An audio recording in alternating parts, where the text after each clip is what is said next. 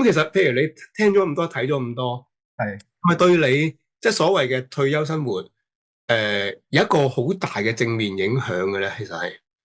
係㗎，因為某啲人嚟講啦，即係我係一個比較 I 嘅人，即係 introvert 嘅人。嗯，其實我係內向。中意係啦，我係中意自己一個人獨處嘅。嗯咁我所以冇乜朋友嘅。，OK。我亦都唔介意冇乜朋友，因為其實我嗯想留俾自己嘅時間係偏多嘅。咁所嗯以如果有朋友成日揾我，我成日都話唔去嘅話，其實大家都冇癮噶嘛。係。咁我就反為好多一啲我嘅，即係其實都係我朋友啊。不過我覺得大部分人對朋友嘅定義可能係同我有少少唔同啦。一啲朋友話成日都會關心下你今日食咗飯未啊？喂，今日出去嗯飲下嘢啊？聽日出去邊度 club 啊？聽日打高爾夫。我係完全冇嗰類型嘅朋友，一個都冇。，OK。我亦都唔想有，因為嗯，我唔想佔據太多我自己嘅時間。哈哈。但係我有好多3個月唔見，打俾你一次，大家傾幾個鐘嘅朋友。一年唔見又幾個鐘嘅朋友，我係好珍惜嗰啲朋友嘅。因為每一次嘅 conversation 都係好 enjoyable，而且好多嘢講。你諗下，如果我個個禮拜同你噓寒問暖三問，你有幾多嘢可以講俾我聽？講嗰啲嘢都係即係相對係冇咁大嘅重要性嘅嘢，好似要呃啲嘢出嚟講咁樣。但係如果我冇見你3個月，我冇見你6個月，可能好多事發生咗，反而唔夠時間講。你好多嘢都想同我講 ，right？ Yes。所以我覺得我自己係偏向重質不重量嘅人嚟嘅。咁我自己都要 spend my time living so that 我下一次同你講，我先有新嘅同你講。啱。咁所以呢個平衡，我覺得我反為係好多唔同嘅朋友，但係 catch up 係好唔 regular 嘅。OK。嗰個，而且我係一個相對係被動嘅人，所以咧朋友揾我好歡迎，但係我好少主動去揾朋友。OK。我成日會覺得，喂，你自己退休咗，你唔好煩我啊，大佬，我仲要揾食噶嘛。我好驚咧，成日去 approach，喂，點解我好驚騷擾到人啊？咁可能嗰個朋友唔覺得我係騷擾，佢話喂 Kevin，你點解成日都唔揾我㗎咁樣？可能佢有咁嘅感受，但係如果佢問我咧，我一定會澄清我自己，唔係我唔想揾，我唔想打攪你，我唔想擾人。呢個係我自己一個好成日都有焦慮嘅一樣嘢，我好驚。Kevin，你啱啱分享，其實第一我好欣賞你有嗰份嘅同理心啦，或者嗰份細心。你頭先啱啱講咗Kevin 自己退咗休，啲時間相對上冇一啲正在打緊工嘅人冇咁緊張。你其實係好體諒佢哋，所以調翻轉，你採取一個叫做係主動地被動咯。即係你唔會刻意主動出擊去揾朋友，因為你好驚騷擾到啲朋友。第二嘅就係我好欣賞Kevin，你係會做翻自己嘅。你頭先講咗啦，你唔係中意去打 golf 啊，或者要落去 club 度飲酒啊諸如此類。反而你好享受你做翻啲你最喜歡嘅嘢。我諗呢個都我睇得出Kevin 你退休生活，你係真係完全做翻自己。而第三樣嘅，我會形容就係你同朋友之間個關係，就好似我哋成日講嗰個旅遊，有時走馬看花，走馬看燈係嘛？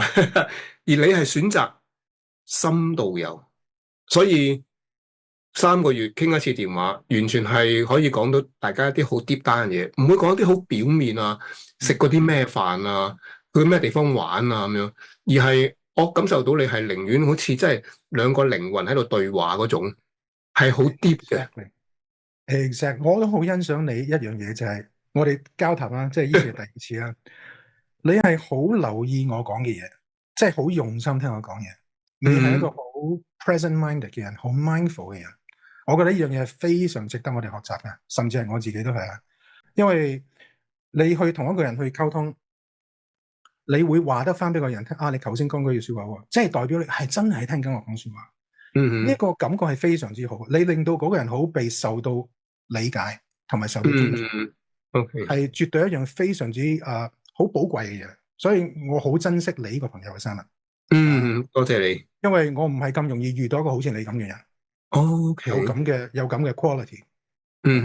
咁所以我趁呢度機會我都想講，因為有好多時諗到啲嘢你唔講出嚟，一陣間又唔記咗講喎。咁我所以你而家諗到講咗先。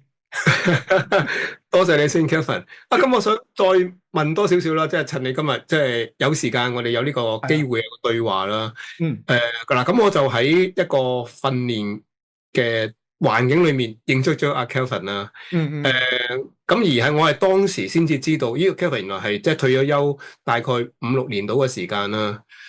你自己而家回望翻啦，退休之後同埋退休前，有冇啲諗法係同，或者有冇啲諗法同你之前係有啲即係唔同咗定點樣嘅？我好想真係嗯，聽多少少啊 Kevin 嘅，我實際使嘅錢係少過我會諗住我會使嘅錢好多嘅。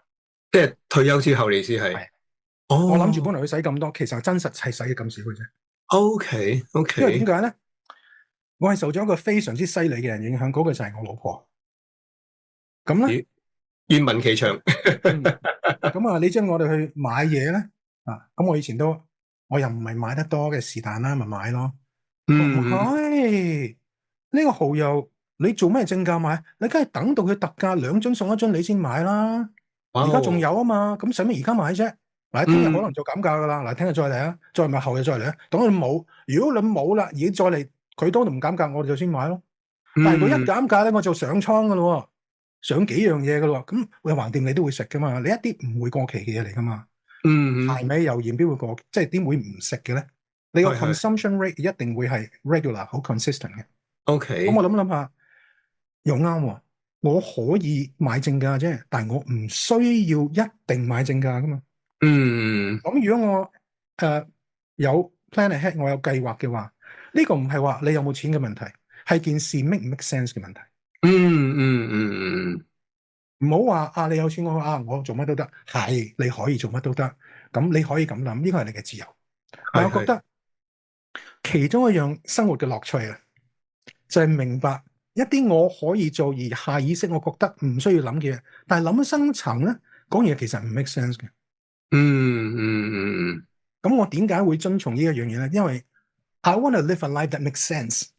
哦，yes，因為 make sense 呢樣嘢係我覺得係一個最珍貴嘅基石。我哋做 decision 嗰陣時，when we think about a decision，其實有好多嘢個考量喺入邊嚟嘅。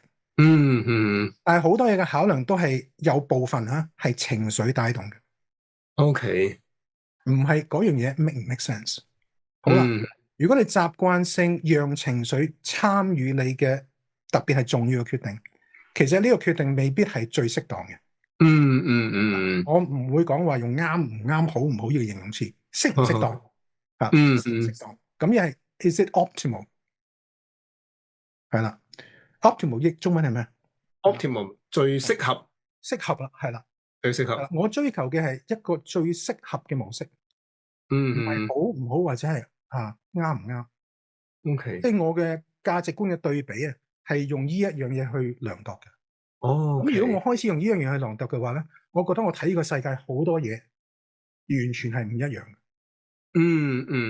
而係我唔需要再用情緒或者我嘅所謂嘅價值觀去凌駕一樣明明可以用 make 唔 make sense 去量度嘅嘢。actually 做呢樣嘢之後咧，我係覺得我自己嘅心情係平復咗好多。OK，因為我知道呢個 decision 嘅背後嘅一啲嘅考慮因素係完全冇情緒夾雜咗喺入邊。我知道呢一個係一個相對係一個比較妥當嘅決定嚟。我考慮嘅嘢比較全面啦，亦都好少話有偏見啦。即係雖然偏見每一個人都有嘅，我可以肯定我自己都係滿懷偏見嘅人。但係如果我知道我係已經有偏見嘅人，at least 我可以提醒自己，而家你係咪俾你嘅偏見左右你嘅決定咧？Let's check。Let's check with what makes sense。所以我喺度你啱啱講咗，我又啟發咗我講呢段說話出嚟啦。OK，呢樣嘢其實喺我退休之後係一個好大嘅轉變嚟。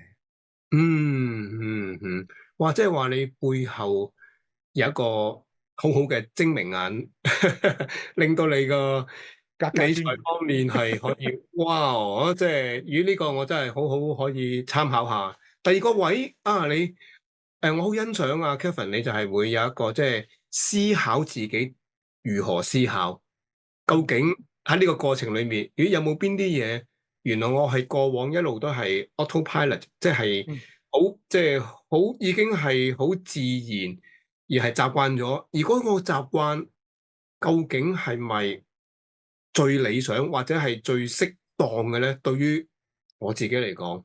嗯。